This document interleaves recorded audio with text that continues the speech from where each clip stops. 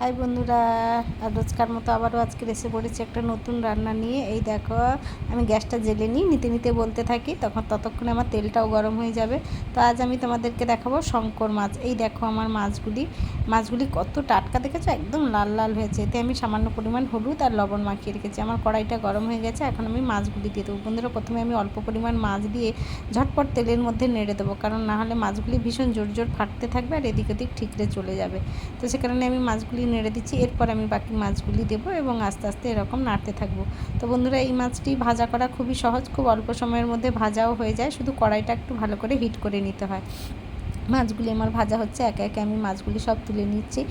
কড়াইতে আমি পরিমাণ মতো তেল দিয়ে দিলাম, তেলটা একটু গরম হয়ে যাক, আমি দিয়ে দেবো গোটা জিরে ফোড়ন। তো বন্ধুরা, আপনারা দেখতে থাকুন। গোটা জিরে ফোড়ন দেবো, তার সঙ্গে দিয়ে দেবো পেঁয়াজ কুচনোগুলো আমি সামান্য পরিমাণ নেড়ে নেবো। এখানে তেলের পরিমাণটা অনেকটা বেশি আছে, সে কারণে আমি আলুগুলিও দিয়ে দেবো, কেন তেলের উপরে আলু আর পেঁয়াজ একসঙ্গে ভাজা হয়ে যাবে। এখন আমি টমেটোটাও দিয়ে দেবো, তাহলে টমেটোটাও নরম হয়ে যাবে। অসময়ে টমেটো তো একটু শক্ত। তো এখন আমি দিয়ে দিলাম 1.5 চামচের মতো আদা বাটা আর 2 চামচের মতো লবণ।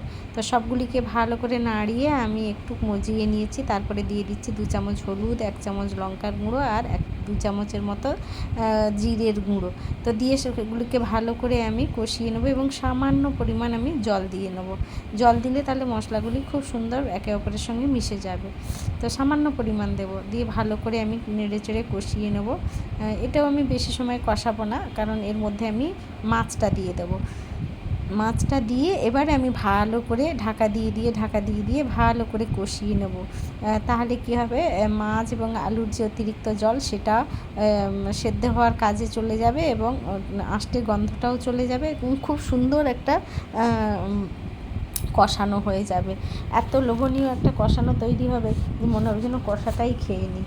তো আমার এভাবে মজিয়ে রান্না করতে খুব ভালো লাগে। কার কার এরকম ধীরে ধীরে মানে ঢাকা দিয়ে ভাপের মধ্যে সেদ্ধ করে রান্না করতে ভালোবাসেন, একটু কমেন্ট করে জানাবেন। তো আমার তো ভীষণ ভালো লাগে এইভাবে রান্না করতে।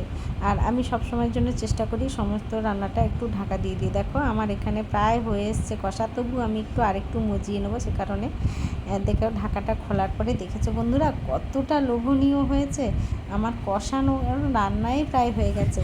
এখন আমি দিয়ে দেবো জাস্ট ঝোলের মতো, যতটা ঝোল রাখবো ততটাই জল দেবো, বেশি পরিমাণ জল দেবো না।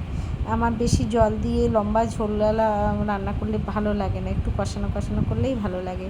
আর এখানে মাছ আলু সব কিছুই প্রায় সেদ্ধ হয়ে গেছে। তো দেখো আমার ঝোলটি সম্পূর্ণ রেডি হয়ে গেছে। গ্যাসটি বন্ধ করে এখন আমি তোমাদেরকে দেখাচ্ছি, দেখেছো কত সুন্দর হয়েছে। তো বন্ধুরা, আপনারাও এভাবে বানিয়ে খাবেন। আর কেমন হলো আজকে রান্নাটা অবশ্যই কমেন্টে জানাবেন। আবারও সেই পুরনো কথা, যারা ফেসবুক থেকে দেখছেন আমাকে লাইক কমেন্ট শেয়ার করবেন, যারা ইউটিউব থেকে দেখছেন অবশ্যই চ্যানেলটি সাবস্ক্রাইব করবেন।